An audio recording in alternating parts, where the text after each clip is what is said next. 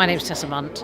I'm the Member of Parliament for Wells in Somerset, and I'm the PPS, which is the Parliamentary Private Secretary to Vince Cable, who's at the Department for Business Innovation and Skills. So we were asked to come up with a couple of three ideas of what we'd like to see in some election manifesto. So I chose 2015. And what I wanted to do is make the point, these were really geared up around youth opportunities. And employment in particular. Now, what I looked at was areas where we could expect to see growth and something that comes through quite quickly.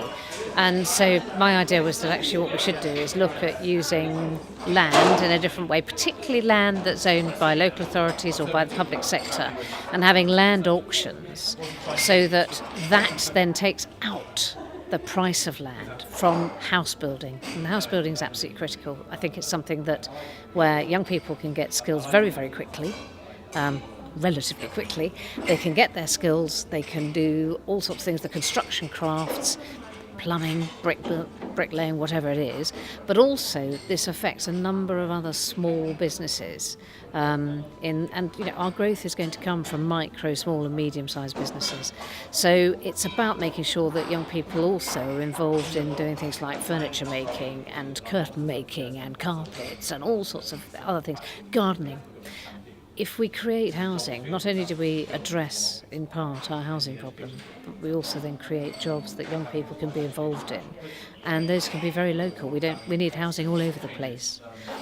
My second point was actually that what we should do is focus a little on traineeships a bit more, and I think there are plans to do that, and to make sure that traineeships are better for young people, and that instead of perhaps using some of the schemes that are going around at the moment, we could actually focus putting sort of £2,000 to £5,000 would make a lot of difference for traineeships for each young person. We could have hundreds of thousands of these particular schemes, and they would actually help young people with a combination of sort of classroom and work experience.